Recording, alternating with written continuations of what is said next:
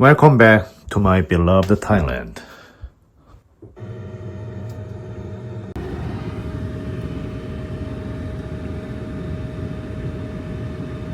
Wow. Looking out the passenger window, the morning sun felt unusually heavy. Just the previous night, we had completed our interview over dinner and drinks. Then came the surprise morning invitation to a cafe, followed by another beer and an unexpected request. Her original plan was simple. She wanted to take her mother, her two young sons, and me to the nearby Central Plaza for a weekend family outing. Based on everything that had unfolded since last night, the pattern was impossible to ignore. If I agreed to join them at the shopping mall, she would naturally expect me to cover the entire day's expenses. The rides, the meals, the shopping, and the entertainment. More importantly, there was simply no reason for me to be introduced to her family. Out of courtesy for the interview, I had agreed to meet for morning coffee. Tini? But this was clearly crossing an unspoken personal boundary. Sitting quietly in the moving car, a rush of conflicting thoughts filled my head. How did a simple travel interview turn into a private family encounter? Sadikap. Standing at the door were her mother and her sons, already waiting to greet us. Sadikap. Sadikap. Inditi Dairucha. วันนี้แล้ว Sadikap. Sadikap. It was obvious that she had called them in advance and talked about me before we even arrived. แม่ แม่ สวย ไหม สวยน่ารักคุณดี ขอบคุณค่ะ Looking at the expectant faces, a chilling question lingered in my mind. 나 여기서 뭐 하는 거지? 와우. 낭낭. Who exactly did she tell them I was? 아니. 피자. 낀. เนอะ 첩긴. ชอบกินอะไร 피자. พิซซ่าไหมเขาถาม Her mother welcomed me inside with an extraordinary level of formal politeness. KFC KFC. KFC. For a fleeting second, it crossed my mind that she was treating me like a prospective foreign son-in-law.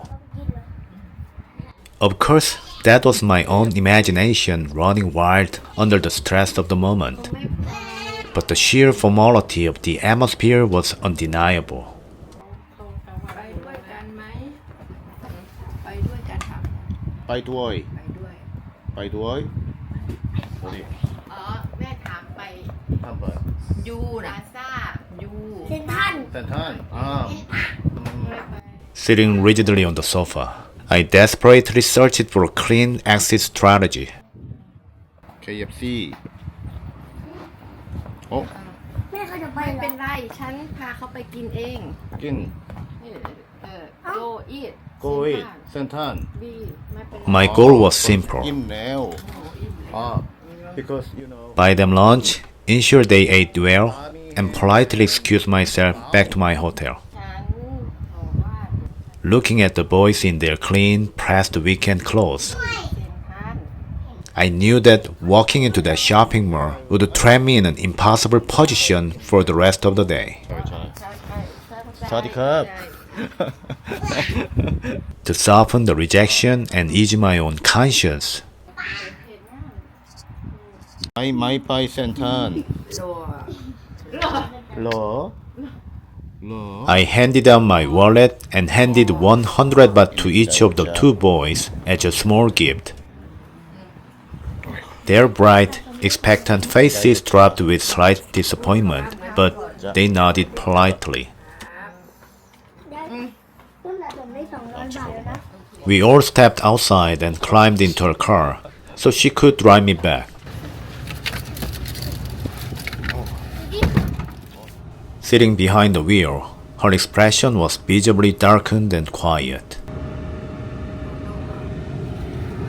Her weekend plan had collapsed, and the expenses she hoped I would shoulder were now back on her own shoulders. But I ignored her expression. ข้าวขาหมู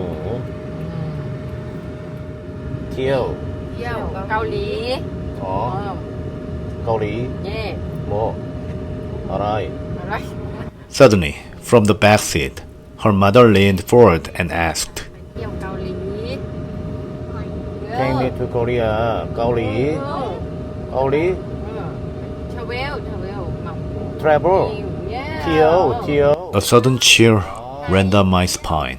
อ๋อโอเคโอเค I masked my shock, forced a polite nod, and murmured, of course. A few minutes later, she pulled the car into a local gas station. I glanced at the dashboard cluster. The fuel needle was above half a tank. เอาปีเจ็ดธรรมดาค่ะอันหนึ่งพอข้างหลัง There was no urgent need to refuel. The car fell into complete stifling silence. คือการติ Neither of us said a word. 1,000 ค่ะ 뭐로웠지?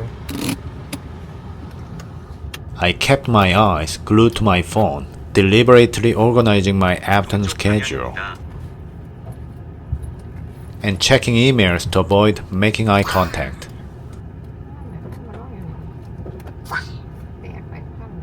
The only sound echoing through the cabin was the steady, rhythmic hum of fuel being pumped into the tank.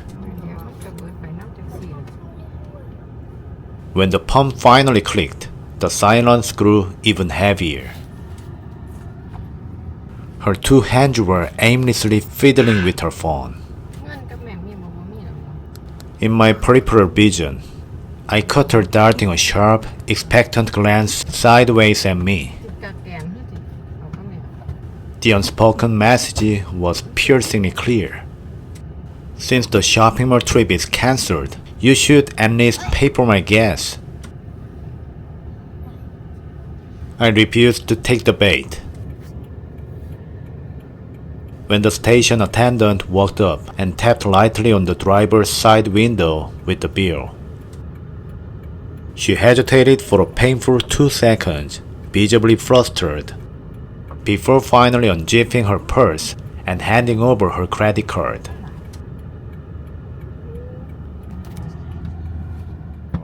She looked dejected and frustrated. อุ้ยนี่แหละเขาคือ 오케이 가능한 커큰컵 매 커큰컵 룩차이 바이바이 After dropping me off at the hotel with a Okay. quiet, polite Bye. farewell, I reflected on the entire encounter. I do not hold any anger or resentment toward her. Having met several local women across rural Southeast Asia, I have come to recognize this subtle, repeating dynamic. If I were in her shoes, a single mother raising 2 young boys, and supporting an aging parent in an economy with virtually no social safety net, how would I act?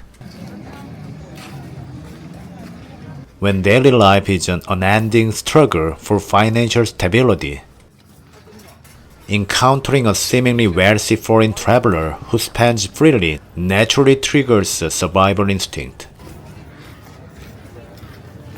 What looks like an opportunism on the surface is often just a desperate attempt to seize any passing lifeline to ease the burden on one's family. Travel frequently places us at this delicate crossroads between empathy and personal boundaries. Recognizing someone's hardship does not mean you are obligated to become their financial savior. Setting a firm boundary protects your own dignity, but understanding the heavy reality behind their actions allows you to walk away not with cynicism, but with a deeper, compassionate awareness of the human condition.